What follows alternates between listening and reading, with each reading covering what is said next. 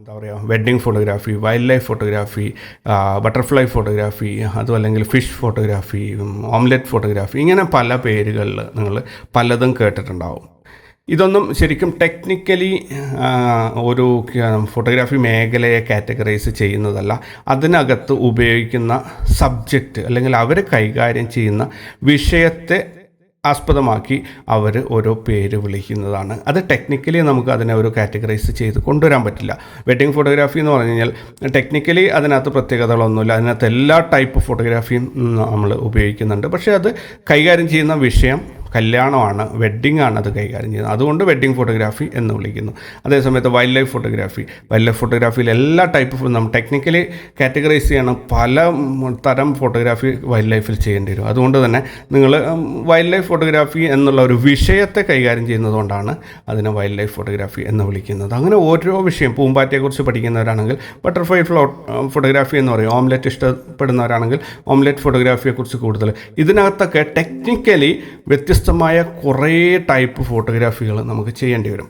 അപ്പോൾ നമ്മൾ പഠിക്കേണ്ടത് ടെക്നിക്കലി അല്ലെങ്കിൽ ക്യാമറയെ അടിസ്ഥാനപ്പെടുത്തി അതിൻ്റെ സെറ്റിങ്സിൽ മാറ്റം വരുത്തുമ്പോൾ ഉണ്ടാകുന്ന വ്യത്യസ്ത തരം റിസൾട്ടുകളെ കുറിച്ചാണ് നമ്മൾ പഠിക്കേണ്ടത്. അങ്ങനെയാണെങ്കിൽ നമുക്ക് ഇഷ്ടപ്പെട്ട ഒരു വിഷയം തിരഞ്ഞെടുത്തിട്ട് ആ വിഷയത്തിൽ കൂടുതൽ എന്താ പറയുക, നമുക്ക് അനുഭവങ്ങൾ ഉണ്ടാക്കിയെടുക്കാൻ സാധിക്കും. ഇപ്പോൾ ഉദാഹരണത്തിന് നിങ്ങൾ വെഡ്ഡിങ് ഫോട്ടോഗ്രാഫിയിലേക്ക് പോകാൻ ആഗ്രഹിക്കുന്ന ഒരു വ്യക്തിയാണെങ്കിൽ നിങ്ങൾ ഇവിടെ നമ്മളിപ്പോൾ എക്സ്പ്ലെയിൻ ചെയ്യാൻ പോകുന്ന ഒരുപാട് ടൈപ്പ് ഫോട്ടോഗ്രാഫി ഉണ്ട്. അതൊക്കെ തന്നെ നിങ്ങൾ പഠിക്കേണ്ടത് നിർബന്ധമാണ്. കാരണം വെഡ്ഡിങ് ഫോട്ടോഗ്രാഫിയിൽ ഏതൊക്കെ ചലഞ്ചാണ് വരിക എന്നുള്ളത് വളരെയധികം ബുദ്ധിമുട്ടാണ് മുൻകൂട്ടി പറയാൻ വേണ്ടിയിട്ട്. ആ അവസരത്തിനൊത്ത് നിങ്ങൾക്ക് പെർഫോം ചെയ്യാൻ സാധിച്ചിരിക്കണം. അതാണ് നമ്മൾ ഡിഫറെൻറ്റ് ടൈപ്സ് ഓഫ് ഫോട്ടോഗ്രാഫിയുടെ ഒരു പ്രത്യേകത. അപ്പോൾ ഫോട്ടോഗ്രാഫി പഠിക്കുന്ന ആൾക്കാർ കമ്പോസിഷൻ എങ്ങനെ ചെയ്യണമെന്ന് പഠിച്ചിരിക്കണം, ക്യാമറ നിയന്ത്രിക്കേണ്ടത് എങ്ങനെ എന്ന് പഠിച്ചിരിക്കണം, അതുപോലെ വ്യത്യസ്ത സെറ്റിങ്സിൽ ഉണ്ടാവുന്ന റിസൾട്ടിലുണ്ടാവുന്ന വ്യത്യാസങ്ങൾ എന്തൊക്കെയാണ്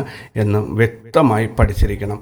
അപ്പോൾ നമുക്ക് ഈ ഡിഫറെൻറ്റ് ടൈപ്സ് ഓഫ് ഫോട്ടോഗ്രാഫി പഠിക്കാൻ വളരെ എളുപ്പമാണ്. കാരണം ക്യാമറയിലുള്ള ചില കുഞ്ഞു കുഞ്ഞു സെറ്റിങ്സ് മാറ്റുമ്പോൾ അല്ലെങ്കിൽ കുഞ്ഞു കുഞ്ഞു ട്രിക്സ് പ്രയോഗിക്കുമ്പോൾ കിട്ടുന്ന റിസൾട്ട് വൻ സംഭവമായിരിക്കും. നമ്മൾ പ്രതീക്ഷിക്കുന്നതിന് ഒരുപാട് അപ്പുറത്തുള്ള റിസൾട്ടായിരിക്കും അത് നമുക്ക് തരിക.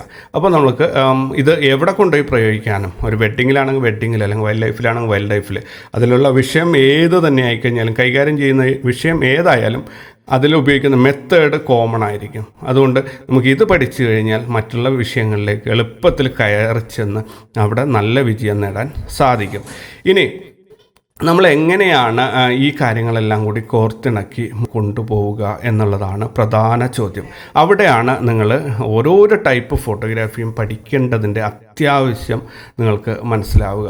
ഇപ്പോൾ ഉദാഹരണത്തിന് നിങ്ങൾ വെഡ്ഡിങ് ഫോട്ടോഗ്രാഫിയിലേക്ക് ആഗ്രഹിക്കുന്ന ഒരാളാണെങ്കിൽ അവിടെ നിങ്ങൾക്ക് ഏതൊക്കെ ടൈപ്പ് ഫോട്ടോഗ്രാഫി വരും എന്നുള്ളത് മുൻകൂട്ടി ആർക്കും അറിയാൻ പറ്റില്ല. അപ്പോൾ നിങ്ങൾ എല്ലാ ടൈപ്പ് ഫോട്ടോഗ്രാഫിയും പഠിച്ചിരിക്കണം. അപ്പോൾ നമുക്ക് ഇന്നത്തെ സെഷനിലേക്ക് കടക്കാം. ഇന്നത്തെ സെഷനിലേക്ക് കടക്കുന്നതിന് മുമ്പ് എങ്ങനെയാണ് ക്യാമറയിലെ സെറ്റിങ്സിനനുസരിച്ച് ഫോട്ടോഗ്രാഫിയെ കാറ്റഗറൈസ് ചെയ്യുന്നത് എന്ന് നോക്കാം. ഉദാഹരണത്തിന് നമ്മളിപ്പോൾ ഷട്ടർ സ്പീഡിനെ മാത്രം എടുത്തിട്ട് നമ്മൾ ഒരു ഉദാഹരണം പറയുകയാണെങ്കിൽ, ഷട്ടർ സ്പീഡ് നമ്മൾക്കിപ്പോൾ ഒരു ജനറൽ കാറ്റഗറി എന്ന രീതിയിൽ ഷട്ടർ സ്പീഡിനെ നമുക്കൊരു സ്പീഡ് ലിമിറ്റ് ചെയ്യാം.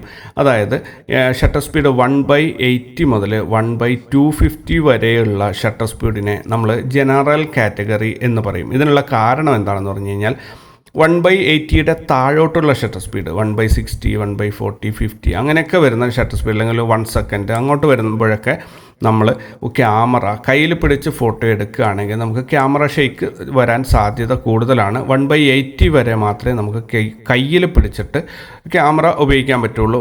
അതിൻ്റെ താഴോട്ട് ഷട്ടർ സ്പീഡ് വരികയാണെങ്കിൽ നമ്മൾ മോണോപോഡ്, ട്രൈപോഡ് അല്ലെങ്കിൽ ഏതെങ്കിലും ഒരു ബലമുള്ള ഒരു സർഫേസിൽ ക്യാമറ ഉറപ്പിച്ച് വെച്ചിരിക്കണം. എങ്കിൽ മാത്രമേ ക്യാമറ ഷെയ്ക്ക് ഒഴിവാക്കാൻ പറ്റുള്ളൂ. ഇനി മുകളിലോട്ട് ജനറൽ കാറ്റഗറിയിൽ മുകളിലോട്ട് പോകുകയാണെങ്കിൽ 1/250 എന്നൊരു ഷട്ടർ സ്പീഡിൽ ഞാൻ ലിമിറ്റ് ചെയ്യുകയാണ്.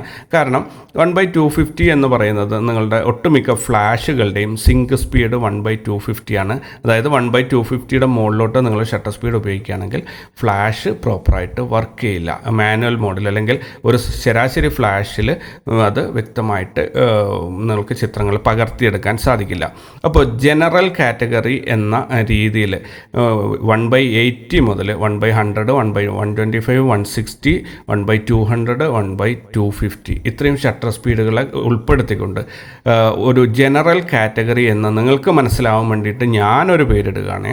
ഇതൊരിക്കലും എവിടെയെങ്കിലും നിങ്ങൾക്ക് പോയിട്ട് ഒരു ഡീറ്റെയിൽ ആയി പഠിക്കാൻ പോയി കഴിഞ്ഞാൽ ഇതിനെക്കുറിച്ച് ഇങ്ങനെ ഒരു സംഭവം എവിടെയാണുള്ളത് എന്ന് അന്വേഷിച്ച് കഴിഞ്ഞാൽ നിങ്ങൾക്ക് കിട്ടാൻ ബുദ്ധിമുട്ടായിരിക്കും. ഇത് നിങ്ങൾക്ക് മനസ്സിലാവാൻ വേണ്ടിയിട്ട് ഒരു ജനറൽ കാറ്റഗറി എന്ന് ഞാനൊരു പേരിടുകയാണ്. ഓക്കെ, ഇനി നമ്മൾ ഈ ജനറൽ കാറ്റഗറി വിട്ടിട്ട് 1/250യുടെ മുകളിലോട്ട് പോകുന്ന ഷട്ടർ സ്പീഡ് 1/300, 1/400, 1/1000, 1/4000, 1/8000, 1/16,000 ഒക്കെ വരുന്ന ഷട്ടർ സ്പീഡിനെ നമുക്ക് ഹൈ ഷട്ടർ സ്പീഡ് എന്ന് വിളിക്കാം. അതായത് ഫാസ്റ്റ് ആക്ഷൻ ഫോട്ടോഗ്രാഫിക്ക് വേണ്ടി അല്ലെങ്കിൽ ഫ്രീസ് ആക്ഷൻ ഫോട്ടോഗ്രാഫിക്ക് വേണ്ടിയിട്ട് നമുക്ക് ഇത് ഉപയോഗിക്കാം. അതായത് ഹൈ ഷട്ടർ സ്പീഡ്. അപ്പോൾ നിങ്ങൾക്കൊരു ജനറൽ കാറ്റഗറി ഷട്ടർ സ്പീഡ് ഞാൻ പറഞ്ഞു, ഹൈ ഷട്ടർ സ്പീഡ് പറഞ്ഞു. ഓക്കെ, 1/250യുടെ മുകളിലോട്ടുള്ളതിനെ നമുക്കൊരു ഹൈ ഷട്ടർ സ്പീഡ് എന്ന് പറയാം. റെഡി. ഇനി താഴോട്ട് 1/80യുടെ താഴോട്ട് വരികയാണെങ്കിൽ നിങ്ങൾക്ക് ഒരു 1 സെക്കൻഡ് വരെയുള്ള 1/80 മുതൽ 1 സെക്കൻഡ് വരെയുള്ള ഒരു ടൈപ്പ് ഓഫ് ഫോട്ടോഗ്രാഫിയെ നിങ്ങൾക്ക് ഒരു സ്ലോ ഷട്ടർ ഫോട്ടോഗ്രാഫി എന്ന് പേരിട്ട് വിളിക്കാം. സ്ലോ ഷട്ടർ ഫോട്ടോഗ്രാഫി, അതായത് കുറഞ്ഞ ഷട്ടർ സ്പീഡ്. ഇനി 1 സെക്കൻഡ്, 2 സെക്കൻഡ്, 4 സെക്കൻഡ്, 8, 16, 30 സെക്കൻഡ് വരെയും അല്ലെങ്കിൽ അതിനുശേഷം ബൾബ് മോഡ് അടക്കം വരുന്ന എല്ലാ ഇതിനെയും നമുക്ക് ലോങ് എക്സ്പോഷർ ഫോട്ടോഗ്രാഫി എന്ന് വിളിക്കാം. ഓക്കെ, 1 സെക്കൻഡ്, 2 സെക്കൻഡ് അങ്ങനെ അത് ഷട്ടർ സ്പീഡ് കൂടിയിട്ട് നിങ്ങൾക്ക് ചിലപ്പോൾ 5 മിനിറ്റ് എക്സ്പോസും ബൾബ് മോഡിൽ നിങ്ങൾ 5 മിനിറ്റൊക്കെ എക്സ്പോസ് ചെയ്യുന്ന ഉണ്ടെങ്കിൽ നിങ്ങൾക്കതിനെ ലോങ് എക്സ്പോഷർ ഫോട്ടോഗ്രാഫി എന്ന് വിളിക്കാം. അപ്പോൾ ഏകദേശം നമ്മൾ ഷട്ടർ സ്പീഡിനെ അടിസ്ഥാനപ്പെടുത്തി തന്നെ 4ആയിട്ട് നമ്മൾ കാറ്റഗറൈസ് ചെയ്തല്ലേ. ഒന്ന്, നമ്മൾ സെക്കൻഡ്സിൽ ഷട്ടർ സ്പീഡ് വയ്ക്കുകയാണെങ്കിൽ 1 സെക്കൻഡ് മുതൽ മുകളിലോട്ട് എത്ര 2 സെക്കൻഡ്, 5 സെക്കൻഡ് അങ്ങനെ എത്ര 1 മിനിറ്റ് വരുന്നുണ്ടെങ്കിലും അതിനെ നമ്മൾ ലോങ് എക്സ്പോഷർ ഫോട്ടോഗ്രാഫി എന്ന് ഒരു കാറ്റഗറൈസ് ചെയ്തു. പിന്നെ നിങ്ങൾ 1/80 മുതൽ 1 സെക്കൻഡ് വരെയുള്ള ഷട്ടർ സ്പീഡിനെ ഒരു സ്ലോ ഷട്ടർ, അതായത് വേഗം കുറഞ്ഞ ഷട്ടർ. ഈ സ്ലോ ഷട്ടറിൻ്റെയും ലോങ് എക്സ്പോഷറിൻ്റെയും പ്രധാന പ്രത്യേകത ഇതിൽ കയ്യിൽ പിടിച്ച് നിങ്ങൾ ഷൂട്ട് ചെയ്യാൻ പാടില്ല. നിങ്ങൾ ഇതിനെ ഒരു ട്രൈപോഡ്, മോണോപോഡ് അല്ലെങ്കിൽ ഒരു സോളിഡ് സർഫേസിൽ ഉറപ്പിച്ച് വെച്ചിരിക്കണം ക്യാമറയെങ്കിൽ മാത്രമേ നിങ്ങൾക്ക് ക്യാമറ ഷെയ്ക്ക് ഒഴിവാക്കാൻ പറ്റുകയുള്ളൂ. ഇനി നിങ്ങൾക്കൊരു ജനറൽ കാറ്റഗറിയിലുള്ള ടൈപ്പ് ഓഫ് ഫോട്ടോഗ്രാഫി എല്ലാം തന്നെ കയ്യിൽ ക്യാമറ ഉപയോഗിച്ച് ചെയ്യാം.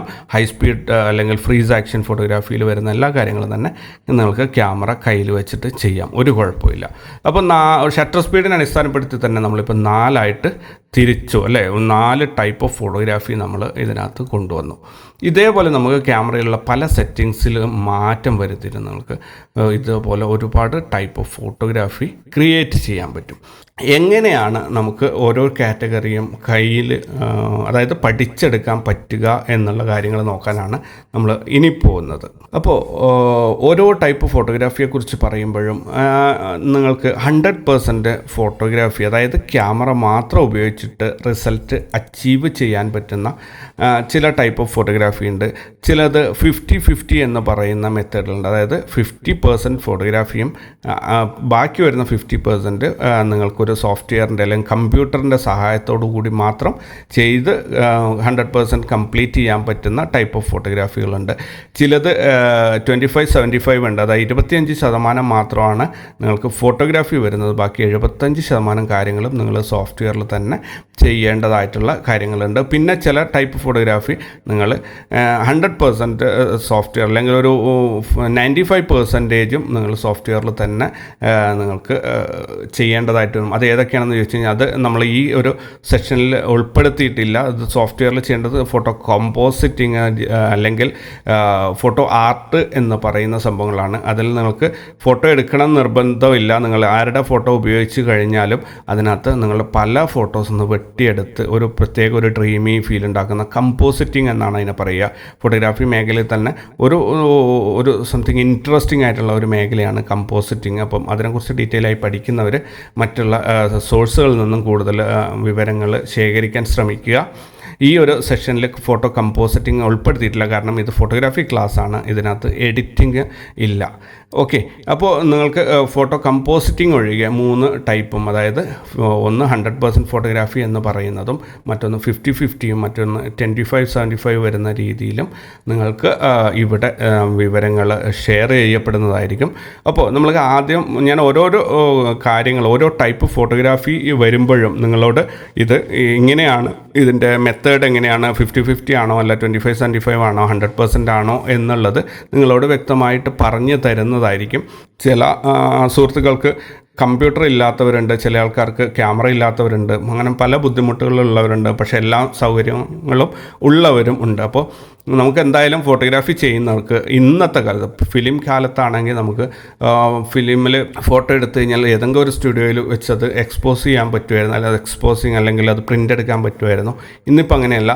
നിങ്ങൾക്ക് ഫോട്ടോഗ്രാഫി എന്ന് പറഞ്ഞാൽ നിർബന്ധമായിട്ടൊരു കമ്പ്യൂട്ടർ വേണം. കാരണം മെമ്മറി കാർഡിലുള്ള ഡാറ്റ കോപ്പി ചെയ്തിട്ട് നമ്മളുടെ ആരാണോ ഇതിൻ്റെ കസ്റ്റമർ അയാൾക്ക് കൊടുക്കണമെങ്കിൽ പോലും നിങ്ങൾക്ക് ഒരു കമ്പ്യൂട്ടർ നിർബന്ധമാണ്.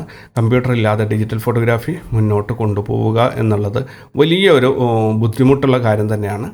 അപ്പോൾ നിങ്ങൾ ക്യാമറ, കമ്പ്യൂട്ടർ എന്നിവ റെഡിയാക്കേണ്ടത് ഈ ഒരു ഫോട്ടോഗ്രാഫി മേഖലയിൽ നിർബന്ധമായിട്ടുള്ള കാര്യമാണ്. അത് ഒഴിച്ചുകൂടാൻ പറ്റാത്തൊരു കാര്യം തന്നെയാണ്. അപ്പോൾ അതിന് നിങ്ങൾ പ്രിപ്പയർ ആവുക.